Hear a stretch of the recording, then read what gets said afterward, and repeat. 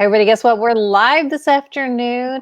We've got Erik Scott Smith with us. Anybody shorten that to ESS or anything? Sometimes. Yeah. They call me Smeeze on my morning radio show. So Oh, people shorten it all the time. there you go. Talk about radio. He's actually in Los Angeles. He's from Murfreesboro. We're going to talk about that in just a minute. But how's it going out there? Like, tell us, what is it like in California right now during this COVID shutdown period? Well, there's lots of masks. I mean, my mask is always close by. I mean, Yeah, we have to keep them close all the time because right. even if I walk out in the hallways here at my day job, yeah, you've got to wear a mask. And it is hot. There's something like 620 fires currently Oh, going in yes. California, in the state of Yes. California right now. Yes. So it is very, very hot. And they tell all of us, if you live in California, just have your stuff ready to go just in case, all your important documents, important pictures to you. So, yeah. And I grew up in the South and we never had to have a fire box. But here No. in Southern California, we have to have a box with all the stuff that matters to us in it ready to just go. Wow. So I Yeah. hadn't really thought about that till you just said that. Like I hadn't thought about the heat because of the fires. Like it's hot here and humid, but not Yeah. because of fire. Wow. No, I stood outside my neighborhood a couple of days ago and it was really bad. And you know the way things look when you like fog up your glasses. Yeah. That's the way life looked all around me, but I wasn't wearing glasses at the time because the smoke was just part of the atmosphere. That is crazy. Yeah. Wow. It's good to hear a firsthand account because we hear other things, but it's good to get your view of how things are out there. Well, I hope things will get cleared up soon. I mean, Me too. wow. Well, let's talk about this. You are going to be in a new film, Life is Full of Everyday Miracles, which we all need right now. It's 2020. I think 2020 needs an entire miracle itself, right? Yeah, exactly. It's a really positive movie in a time where we could use some positivity. And not to say the entire movie is happy-go-lucky, because there are some pretty dark turns in the movie, and we find out a lot about our character that's not so bright and shiny and happy. But I think the overall message is of faith and family, community, love, and sort of putting the past to bed. I think these are all things that we could all use right now. Right. I did watch a little bit of a clip of it. It does have a very positive message, which I love, and I think we're all looking for right now. But yeah, you mentioned that dark twisting part. Yeah. Ooh, it gets a little crazy, doesn't it? It does, yeah. But I think that it's a really good lesson. I think that a lot of times in our lives, we expect people to always have our backs. And sometimes the people who are supposed to have your back and or even convincing you that they're on your side might be out to take something from you and use you in some way. And my Yeah. character Cotton plays a faith healer who's running away from his past. And I won't give too much away, but the people in his past really want to use his miracles and use his gifts for their own gain. And I think for a long time he denied that they really were the ones who were abusing him the most. And this movie is a lot about choosing your own family and not necessarily having to be loyal to people that you think you have to be loyal to when they weren't ever loyal to you in the first place. Yeah, that's a good point. Is that what you feel like drew you to be part of this project? Well, a lot of different things drew me to be a part of this project. I'm a very talkative guy. I really like connecting with people. Connection is what I think the entire purpose of life is, and getting to know people is one of my great joys. But this character has a hard time connecting with people because of the mistrust in his past. He actually, if you watch the film, my character won't make eye contact for the first third of the movie. He won't even look at a main character in the eyes. And he is very quiet. He keeps things very close to the chest. And so to play a character that was not so outgoing like I am, and who had to show the camera what he was feeling instead of just say it out loud or explain his feelings all the time, that really drew me to the character, as well as a lot of the spiritual elements in the movie. I'm now fully tattooed at this point. Uh, but this whole sleeve is religious. And when I shot the film, I had this religious tattoo, and they allowed me to use my tattoos because of the Oh, spiritual elements in the film. It was the first time I'd ever been able to do a project and show off my spiritual tattoos. wow. That's I was like, something what? I different. can be myself. I love that. So would you feel like that's one of the highlights of the movie, being able to use your tattoos? And like sometimes they do, they want to make it put your character in a certain box, but you feels like you were able to like expand that a little bit. Yeah, I mean, as far as highlights go, the cast was amazing. I mean, they were some of the nicest people I've ever worked with. I've worked with some celebrities that when you're shooting with them, you know you're the little guy and he or she is, the A-list actor in the room, Yeah. and they sort of treat you that way. And I won't name names or anything, but Gary Cole is an A-lister. He is one of the most well-known guys in Hollywood, but he was so down to earth. He took his time every single time we shot. A lot of time in acting, when you shoot over somebody's shoulder, sometimes if somebody's famous enough, that's not even their shoulder. They won't Oh. stand there. That'll be somebody else who's got similar hair. And then the small actor in the room will do all their lines to this pretend person. But Gary stood in his spot and did it from every angle. He was so gracious, so generous. We would workshop the stuff in the trailer, and he just took his time and treated me like I was any other actor. It was really remarkable. It taught me a lot of good lessons. That's amazing. So, how did you get involved, and how did you get to hear about this? Because I know you've done other acting projects, and then, like Right. you mentioned to us earlier, doing your radio show there. How did you get involved with this? Well, in this film in particular, I do this show, the Heidi and Frank Show on KLOS, and the director had known of my other acting work because of the show. So he had seen some of my other projects, but at the same time, he has producers, he has a bunch of people that have to approve the lead actor and all the different leads in the film. So we all had to audition. So I went in, I think, for 2, maybe 3 auditions, and they didn't take it easy on me. I mean, there is one very emotional scene in the movie, 2 actually really, really tough scenes for my character, and they had me do both of them back to back. And after Wow. the audition, I was just sobbing, and I'm like, did you guys really need both of those? But yeah, they put me through the ringer, and we workshopped everything. Marty, the director and writer, is a very personal story for him. So we talked for a very long time before they gave me the role. And I mean, it's been an honor to be able to play the role because it was so important to Marty and special to everybody who made it. Yeah. We mentioned at the beginning of this, you grew up in the South. You grew up in Murfreesboro area. Like, Yeah. tell me what that was like. Because you were interested in acting at a very young age. Like, Yeah. how did you get involved here? Like, did you find opportunities here? Yeah, the Murfreesboro Little Theater. That's where it all began. I was 6 years old. I did my first play there. By the time I was in high school, I think I did something like 16 different stage performances. And I had already done 2 professional theater plays in Nashville. So as soon as I did that first one, I had one line in a little theater production with my mom. They had said, "Oh no, we need a 6-year-old to do this one line." And my mom goes, "Well, my kid, he's kind of outgoing and he loves to sing and dance, and let's get him to do it." And I did it. And I remember still at 6 years old walking through that tunnel and then saying my line and the audience laughing. And then that was it. I knew that was going to be my whole world. You were hooked. That was Yeah, it. That's all it took. absolutely. Yeah. And then I got, as far as breaks go, I was lucky enough to do A Walk to Remember with Mandy Moore and Shane West. And that Oh yeah. didn't cast in Hollywood. They cast that movie out of North Carolina. So I was within 8 hours. My mom took the 8-hour journey with me and drove Wow. me to Wilmington, North Carolina to audition for that. And I got a small part in that. And then those casting directors liked me enough to put me in the film Cold Mountain, because the director of Cold Mountain only wanted Southern actors to play the smaller roles.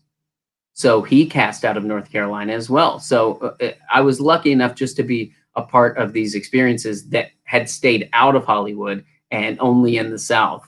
And that's what led me to come to LA, because the people on the set of Cold Mountain, they said, we love hanging out with you. You know, come to LA anytime and we'll help you out. And I'm not one of those people who just don't follow up on stuff like that. So I showed up in Los Angeles. I go, help me out.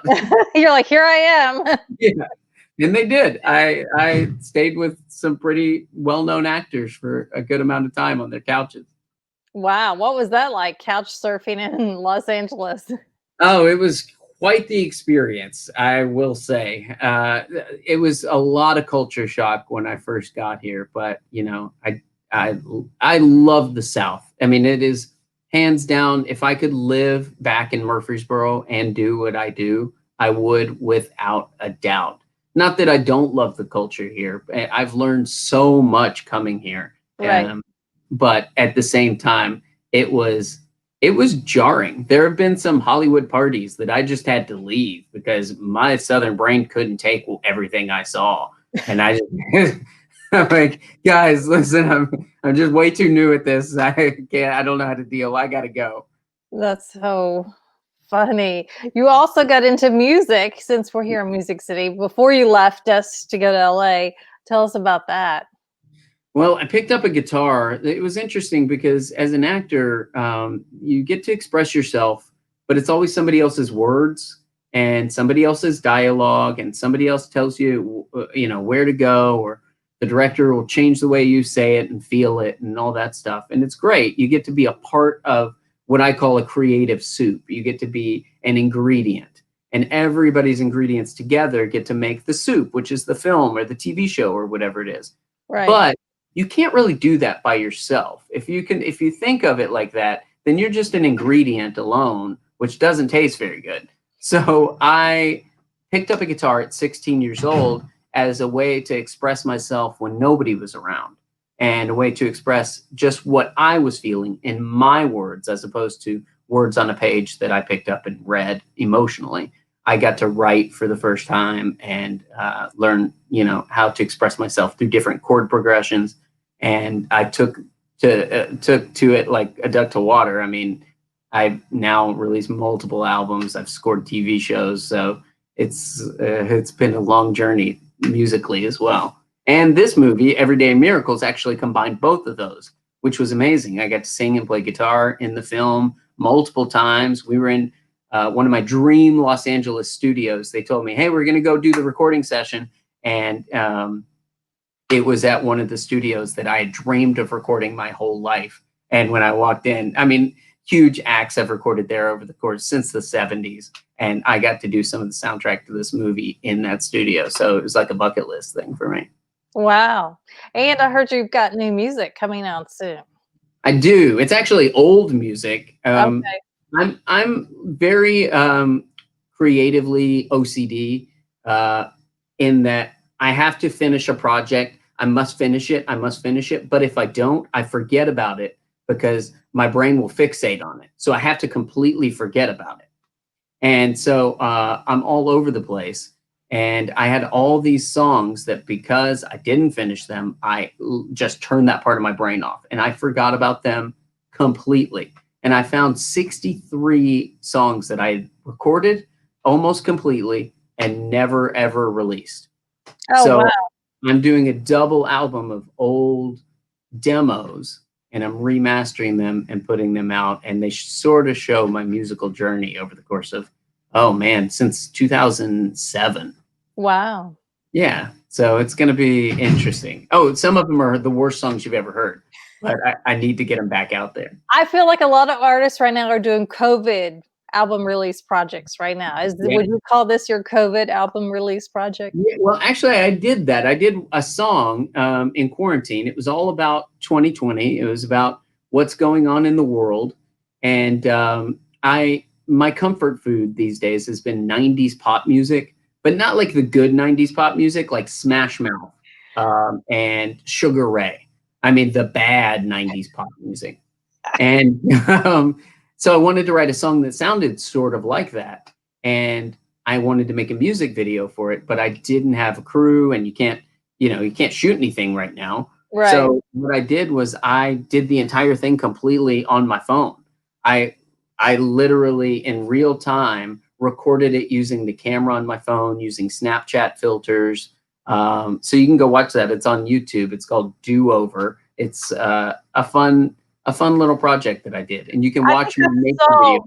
part of that. Is that where you did the screen recording of your phone? It starts off Yeah, with the screen recording and then you switched. Yeah, I saw that.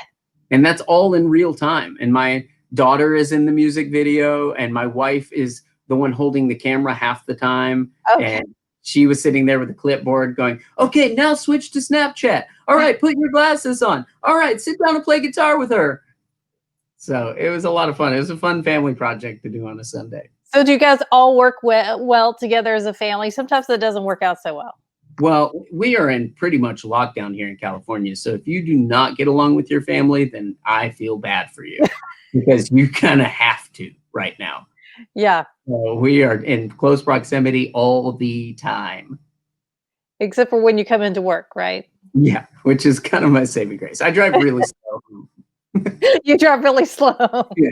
Oh, I'm like a grandma. Like people are just like, nah, I'm like, I have 2 kids. You're like, I got plenty of time. Okay, give me a break. I'll get there. So, are there any drive-throughs open? Like, what do you do for food? Like, do you do a drive-through, or how's that Yeah, work? actually, you can get stuff to go right now. You can't eat Okay. in a restaurant if a place has outdoor seating. Now, here's something that's interesting that's happening in California. You can eat outside. So what a lot of these places are doing is taking the parking garages and turning them into dining rooms. Oh. Hmm. So it sounds interesting, but then when you see people driving right next to the tables, you're like, I don't think I want to eat there. The smell of exhaust as you're trying Yeah, to eat just your, tastes like freshly fumes. prepared burger, right? Yeah. But yeah, you can eat outside. You can get takeout. We get takeout quite a bit. And then places like the drive-in movies are open. Oh, yeah, that's become Those a thing here movies- too, drive-in Oh, movies. good. Yeah. They just reopened a couple sit-down theaters, but really the drive-ins are it's kinda interesting how that's really come back. Yeah, I kind of like it. It's very quaint. I don't Yeah, know if I trust movie theaters quite yet. Going to the yeah, movies is my favorite thing in the world, but yeah. I especially wouldn't see a comedy right now because it's just just COVID laugh.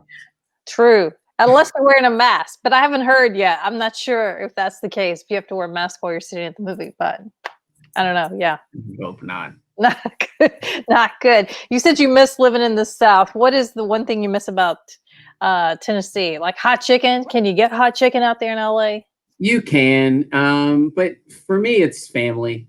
I mean, my mamaw is in Morristown, Tennessee, and my entire family, Seymour, Knoxville, Murfreesboro, of course, they're all over the South, and especially Tennessee and Chattanooga. I mean, I miss all the places that I know and grew up with. All my best friends are in Tennessee. I mean, so for me, family is paramount, which is another big lesson in this movie. Another reason I was drawn to do Everyday Miracles, because family is such a strong undercurrent of the entire film, and that means so much to me. And yeah, if I could just pay for it, I would get a private jet and get everybody I love and bring them out here and put them up in hotels. But I can't do it, so I don't get to see them as much as I would like. But yeah, especially now because of COVID, I wish I could see him a lot more. But definitely homesick. Mm. Maybe it's time to take a road trip. I don't know about if you're, ready to fly yet, but road trip because, Yeah. Well, I'll tell you what, you come out here and take a road trip with my 2 children. And you let me know if it goes okay, and then I'll try it. How about that? Okay, well, I have 3 kids. How old are your kids? I've got a 16-month-old and a 5-year-old. Oh, yeah, they're way younger than mine. I have teenagers, so I don't know which would be worse because Mm. teenagers. Well, my 5-year-old acts like a teenager. But I mean, the thing that people aren't talking about with COVID is because you can't go anywhere, kids have lost the ability to stay in the car for any length of time. Because there's no such thing as going out or waiting in traffic anymore because you're not going anywhere. So if Right. we put my kids in the car for more than 5 minutes, are we there yet? Oh, this is terrible. I can't take it. I know, I hadn't really thought about that. We did go somewhere, wasn't that far, but yes, you're right. I hadn't thought about it. They Yeah, wanna get out of the house, but they don't wanna be in the car. I mean, how yeah. are you supposed to solve that? And then you can't play outside here because it's 109 degrees. So it's just a catch 22. They are outside here, but at least but you have the air quality issue stuff out there, so Yeah. I'm sure that's part of it. Well, it was great to chat with you, great to see Yeah. you, talk about Tennessee, and tell us what's happening there in LA. You guys go check it out. Life is Full of Everyday Miracles coming out September 1st. That's gonna be on streaming platforms, is that right? I'm trying to find that. Yeah. Yeah. September 1st, you can get it right now. You can pre order it on Amazon right this second. It's available. I think you can pre order the DVD on Amazon. And if I'm not mistaken, don't quote me on this, but I heard it may be at Walmart on DVD on September 1st. Oh, Yeah, that would be great because I would love for my mamaw to be able to go to Walmart and see that movie on the shelves. It would make my heart so happy. is she on social media? Would she be bragging? Would she hold up the Oh, picture, the oh, little she's on Facebook. Yeah. She's so proud because I mean I came out here and I did some movies and projects that I'm very proud of, but Mama and her church group don't really go see those types of movies. right. And I think she is just over the moon to be able to show people everyday miracles because it's got a lot of tones of faith and family, and it's no curse words. It's great. Yeah. Are you gonna do like what a lot of artists do? Are you gonna go to the store if it is at Walmart and buy it and take a picture and Oh, show everybody? I do it every time. I don't take a picture, but I Oh, have to buy a copy of everything I ever do. So I don't know what it is. It's some weird thing, but I have to. It's superstitious for me, but I have to do it. If I release a song on iTunes, even if I've already got the song on my phone because it's my song, I'll still download it on iTunes for some reason. yeah. I think there's a good luck thing or there's some Yeah, tradition behind that.